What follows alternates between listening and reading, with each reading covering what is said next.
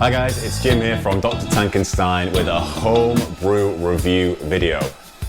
Now about 6 or 7 months ago, I shot a little video instructing you all how to make mead, simply mixing honey and water and throwing the yeast in.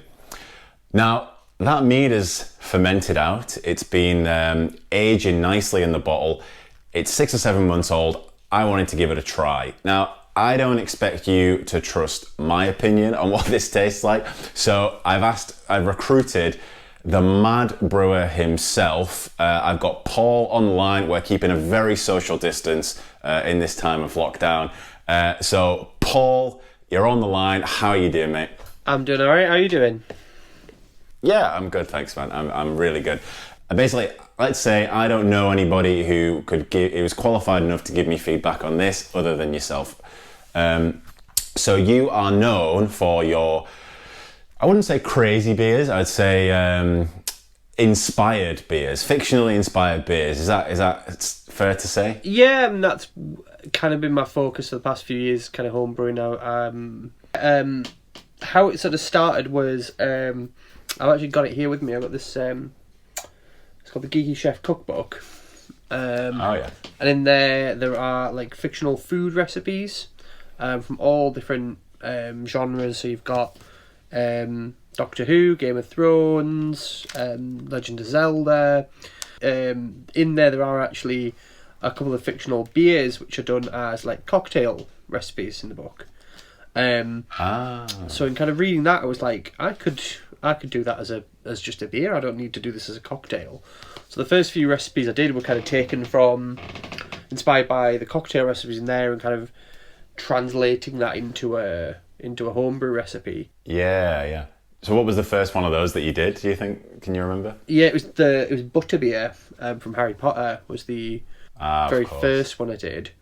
But then since then I've kind of gone like on a kind of research and looked into other other fictional beers that aren't in the book, and kind of adapted them. So yeah, that sort of started me on the journey. So I guess fictional beers, looking back into like Fictionary and Fancy and things like that, I guess that's where mead comes in a little bit, because I guess mead finds its way into all kinds of stories, you know, definitely, back in history, I guess. Yeah. So the first mead I did was inspired by Skyrim. The video game. In that there's a few different like meads. There's a couple of quests that involve mead because it's a very sort of Viking, Norse themed sort of game. It sounds like the developers were just a bit of a drinker and just really wanted to squeeze that in there. Like let's make sure they know what we're drinking. Yeah. So the first couple of meads I did were kind of inspired from that, and that sort of started me off on the mead journey. But yeah, definitely. Like fantasy recipes, you've got a lot more like free reign to just be like utterly crazy with, especially if it's kind of a medieval setting, because they put all sorts in beer back then, and there weren't all these kind of like. Oh, of course, yeah. You didn't have your kind of Reinheitsgebot, you didn't have your purity laws, so you just kind of go wild. Well, I tell you what. So we've got 2 bottles of mead here. They definitely haven't got all kinds of stuff in them. There's basically 3 ingredients in this: honey, water, and yeast. So I'll explain again. So about 6 or 7 months ago, I made a batch of mead. I went out, I found an apiarist, a beekeeper. Found a beekeeper, got some real high quality local honey from this guy that he'd got from his very own bees. And I came back and lovingly made a batch of mead. Off camera, immediately after I'd done that, I went down to the supermarket and got exactly the same weight of honey, but it cost me about 5 times less. I made a batch of mead with that. These things were fermented absolutely side by side. They're the 2 bottles that we have here. And I have no idea which one is which. We have Mead 1 and Mead 2. Paul, you have your Mead 1 and Mead 2 as well, right? Yeah, got 1 and 2. Cool. So what I'd like to do here is get your honest and maybe brutal, if necessary, opinion on the meads, and at the end we'll find out which one we each preferred, and find out how much that mead cost, basically. Yep. Right, so let's crack open Mead 1. Number 1.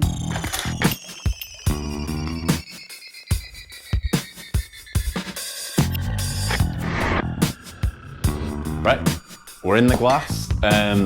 Mine's cold. I took mine out of the fridge about an hour ago. Is that kind of what we're dealing with over there as well, Paul? Yeah, about similar. Yeah, I took it out Awesome. about an hour ago, so it's still cold. It's very pale in colours, a slight yellow. It's very pale, isn't it? Yeah. So it's very pale and very crystal clear, I would say. I don't know about yours. Yeah, absolutely. I don't want to blow my own trumpet too much, but I didn't put any fining agents in these. The only fining agent I used was Father Time. Right, so I'm starting to get some scent off this. So when you're tasting a mead, what's the first thing that you look for? You personally, I mean, not one. You know, what's your personal? I'll go for the aroma first. Looking really for a good mead is I quite like a lot of like floral notes on the nose. I like that kind of bouquet of scent off the nose. That can be difficult, that can't it? It's when you're making one. I made one a few years ago where a friend of mine kept bees, and so I got a load of honey off him. The honey was absolutely delicious, but once I fermented it out, the mead was just far too strongly flavoured, you know, because there wasn't the sweetness to kind of balance the floral character out, I guess. So that can be a tricky tightrope. I'm going to say cheers, and I'm going to give this one a little taste to see how this one's worked out. Oh, it's very dry. Very dry. Very Yeah, so dry. I haven't back sweetened. I didn't do. I basically just let this one ride. Both meads finished at about 0.990. So yeah, both very Interestingly, one started much higher than the other, even though I used exactly the same weight of honey, which kind of interesting, I thought. So one started higher. Yeah, I used exactly the same weight of honey, but one started higher than the other. One started at 1090. I was, aiming for kind of middle of the road, and the other one started at 1.12. Yeah, so I don't know. I don't know whether that's the natural honey having more protein in it or something, or the supermarket honey being adulterated with sugar or something like that. I'm not sure. Maybe it was it's the same weight of honey, but it was the same volume. So if it's the same weight, I guess, but you've got a higher liquid content. Yeah, high water content. Yeah, it could be. Would be a lower gravity honey, I suppose you would say. Yeah, that's a good way. That would account for it. I'm guessing it would be the apiary honey that would be heavier. I'm guessing it would be thicker. It would have kind of kind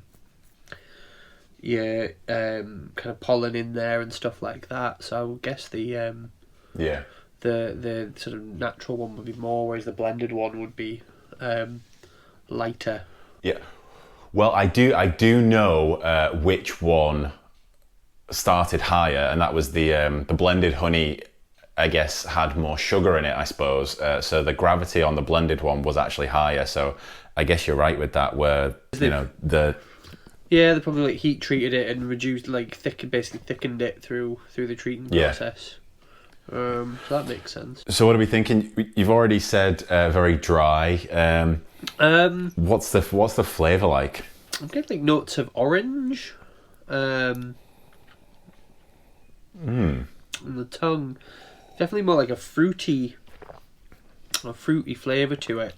There is a fruitiness, yeah. It's very, very warming. Yeah. My cheeks are getting a little bit rosy over here already. So that's nice. The sharpness kind of dies down, so you get a little sharp tang as it first hits your tongue, almost like sucking on lemon, kind of like dry. I would agree. Yeah, I was worried when I first tried it that it was sour. Yeah. But I don't think that's what it is. No, it's not sour. It's so dry. It's like, yeah, it's so dry and sharp. And then it is like, what I'm left with is like orange. Then it kind of mellows into like an orange flavour. But then as it's kind of mellowing in my mouth here, I'm getting like apple, lemon. Yeah, apple. I agree with the apple. Yeah, and apple's a funny one, isn't it? Because apple's something that if we were making a beer, I definitely wouldn't want any apple in it. Yeah. But here it's actually quite pleasant, I think. Yeah, no, it's definitely a more sort of fruity flavour to it than a floral one. Definitely, but not unpleasant. Yeah. So interesting. So if you were making a mead, do you tend to back sweeten, or do you just let it ride and see where you end up? I don't tend to back sweeten. I'm very kind of when it comes to mead, I'm very low tech because I feel like because it is that kind of like, you feel like it's a more kind of medieval kind of beverage. I kind of like 100%. Yeah. There isn't a long history of back sweetening meads. It's a very sort of modern phenomenon, and I'm kind of like, well, this isn't what they used to drink. This isn't what mead was. Wow, that's a good point. Yeah, I never thought of it like that. Actually, I never thought that if you're back sweetening it, you're kind of adultering it in a way. You know, you're kind of sort of messing around with what it's supposed to be. Well, I mean, I'm all for breaking rules. I'm all for like doing whatever. But for me, when it comes to meads, personally, when I'm making a mead, I'm feeling I want that kind of historical connection with it. I want that. Yeah. I want to feel that I'm drinking what they drank back then. That said, I've thrown cinnamon and all like all sorts of like crazy. random. I've had a banana mead before, so I'm not banana mead. Banana mead, yeah. Okay, so where did that idea come from? Was that a fantasy beer thing, or did no? But banana mead, honestly, what it is one of my favourite toppings to have on pancakes is banana and honey. Ah. So I was like, this is a lovely combination of food combination. Why don't I make that into a beverage? And I'd read recipes for banana wine, which is essentially banana, water, sugar. So I was like, well, I'll just replace the sugar with honey. Yeah. There you go, banana mead. And how did it turn out? Was it reminiscent of the pancakes, or was it? Well, obviously, because it's got a lot less sugar content at the end, it was a lot drier. I personally didn't think it was very banana-y, or like a lot of the banana came through. But then I took it to Homebrew Club, and they were like, "No, it is very banana-y." So sometimes you can't judge your own beer, your own creations, kind of without bias. Sometimes, can you? Do you think that could be because, I mean, this is do you think, this isn't me saying it, I'm not suggesting anything, but those banana flavours, like banana and pear drops, those flavours are like esters, aren't they?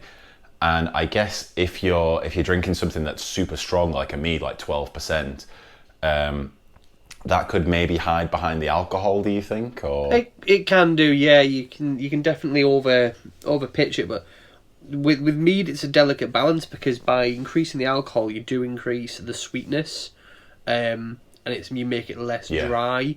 So it's kind of that you're bumping up the alcohol, which might like cover the flavors, but then you're also making it a little bit sweeter, which might cover the sharpness, which is interfering with the flavors. So it's a difficult balance. Yeah. It all depends on what you're going for. If you're going for something with the kind of with something extra, with an extra flavoring that can be sort of hidden. You've kind of got to pitch it in the middle somewhere, I guess. It's an odd thing, isn't it? The way that, I mean, alcohol itself isn't sweet. It's actually quite bitter. But the more alcohol you get in there, you kind of get that kind of tricks you into believing that it's sweet almost, doesn't it? And it kind of comes across as sweet. Yeah, the sort of perceived sweetness. Well, because I've done I made a Imperial Stout, a 15%er, a couple of years back. I've still got some bottles kicking about in the garage, and the strongest flavour from that is cherry. you get this really strong cherry, and it's I forget the name of the chemical, but it's a higher ethyl. It's a higher alcohol that does have like a sort of a cherry or strawberry. Oh, it's just like a fused alcohol kind of thing. Which I found out later is actually it's the flavour of the Galaxy. The Galaxy is composed of this largely like most of the gas in the of the Milky Way is composed of this chemical. So if you could taste, the Milky Way, it would taste of cherry liqueur. Crazy.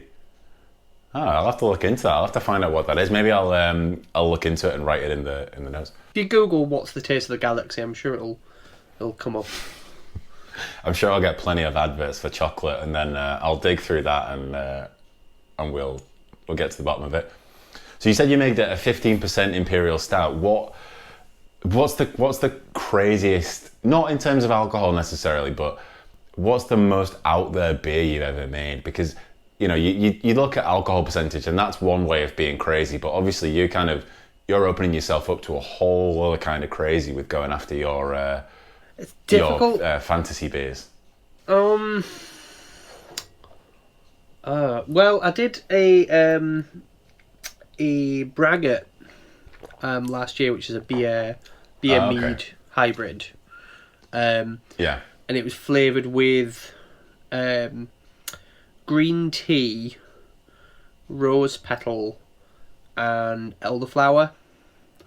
That was probably the most out there in terms of like just utterly crazy ingredients. But that one actually works. That sounds quite delicate, but I mean, how was that? It did really well. I quite liked it. I've still got a couple of bottles. It's aged quite nicely. It's got this kind of deep red hue to it from the rose petals, which is really nice. Oh, nice. But I sent it off to the Welsh National Homebrew Competition under their experimental beer category, because it met no other category whatsoever. Yeah, it does. There's no specification for that at all. And it gets judged by two judges, and you get their sort of feedback forms afterwards. And what was quite pleasing to me, I mean, score wise, it did all right. It did fine, didn't win. But it did all right score wise. But the best thing for me was the sort of feedback sheets. One judge was said, "Oh, the elderflower and the rose petal come through really, really strongly, but I'm not really getting the green tea." And the second judge went, "I'm getting the green tea and the elderflower, but I'm not really getting the rose petal flavour." And I was like, "Right, I've won." Yeah, you're the winner on that one, I think. I was quite chuffed. That made me laugh when I read that. So. All the flavours are there. You just have to maybe split them out between the judges. Yeah. Right. So speaking of flavours, so this one, super crystal clear, very light in colour. I think that the colour kind of belies the flavour that's in there. Like you say, very sharp, very dry, and yeah, it's weirdly orangey. I think now that you've said that, you know, when you first drink it, it's definitely you get the sharpness first, you get that orange afterwards, and then it sort of settles to, as I say, like an apple and pear, almost like a perry. Yeah. Like now I think about it, like kind of like perry or like a scrumpy cider kind of flavour as it kind of settles on the tongue there. So it's a nice little journey. It's not like one note. It's like you have got these like stages to it. So it's quite nice to let it kind of just sit for a little bit in your mouth. Okay. Yeah, it is. Right, so won't let it sit too long. How do you feel about cracking open the Mead number 2 and comparing and contrasting that? Yeah, let's have a see.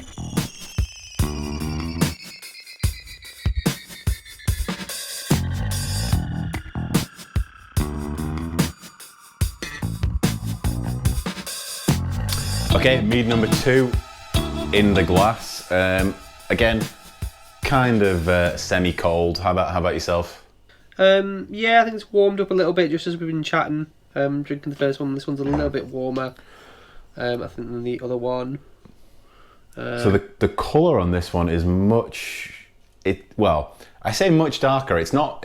The colour's actually not that dark, but the other one was so pale. This one seems like it's way darker. Yeah, this is more what I'd normally look for. Is kind of like a mead colour. The other one's definitely a lot paler. This one you've got that kind of golden hue to it. I've got a little bit of sediment in this one. Perhaps I let it warm up a little bit too much. No, I've got a little bit of sediment kicking about as well. So mine looks a little bit like the Upside Down from Stranger Things. You know, just those little things. Yeah, little bits of floating around. Yeah, I won't let that put me off though. If anything, this has given me like signs that this may be our kind of apiary. You think? Mead. Well, this might be pollen. Little bits of pollen that survive the process, and just the colour. So if I was just doing it on looks immediately, I'm like, this one probably is the apiary beer. But we'll have a taste and we'll have a.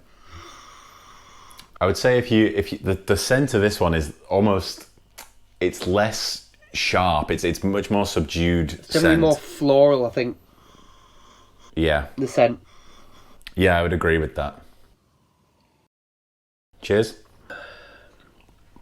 Oh, a lot less sharp. A lot more.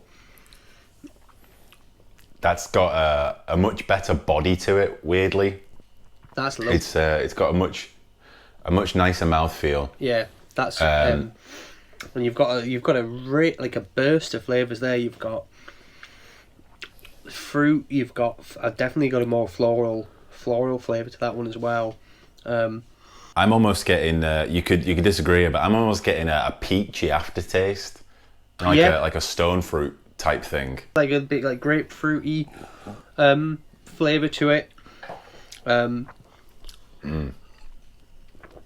this one strangely seems a lot sweeter as well. Yeah, definitely. There's no like alcohol burn with it either. There's no like there's no burn to that at all. That's very smooth. No.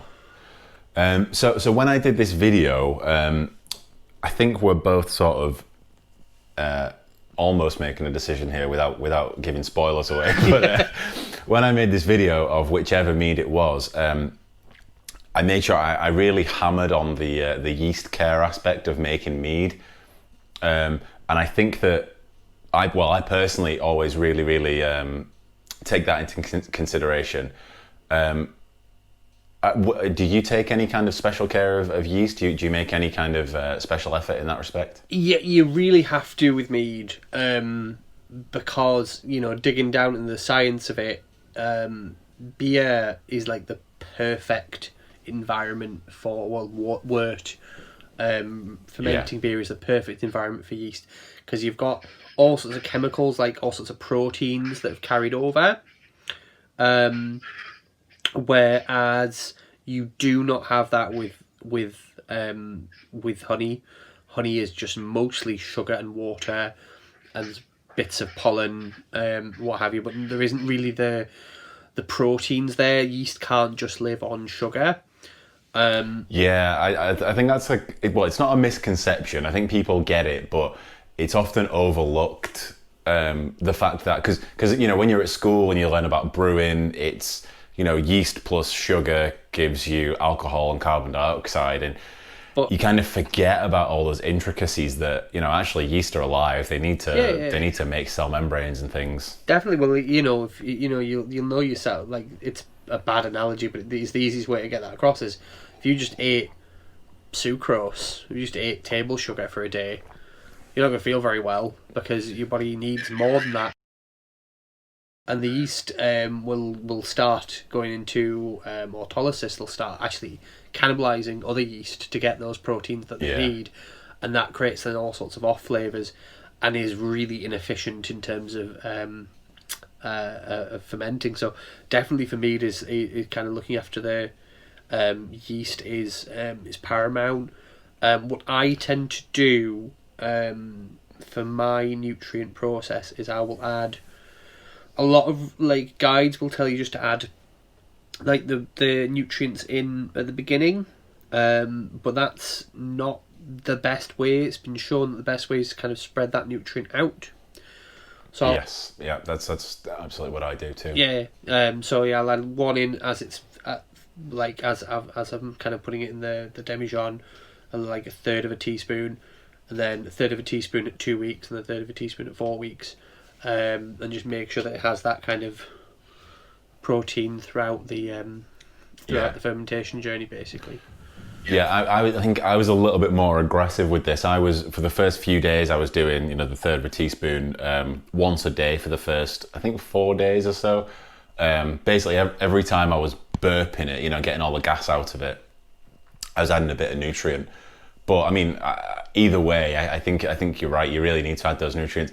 There was on the video that I posted, one of the guys, one of the comments, it was from a guy. It was like, oh, you don't need yeast nutrients. You really don't need yeast nutrient. All you need to do is get some other yeast, put it in the microwave for 30 seconds, and that kills the yeast. And then you put those dead cells into your mead, and that gives them all the nutrients they need. They're like, mate, I've just bought a sack of yeast nutrient for about 30p from the homebrew shop. I'm just gonna use the yeast nutrient, man. You're trying to reinvent the wheel here. Oh, that sounds an extremely complicated and convoluted way of doing it. It does, right? It does. That's probably one of those old wives' tales where he thought, "Oh no, it's more natural to do this or something." I mean, maybe it is. I don't know. I would assume that would still cause the same kind of off flavors you would normally get with autolysis, like.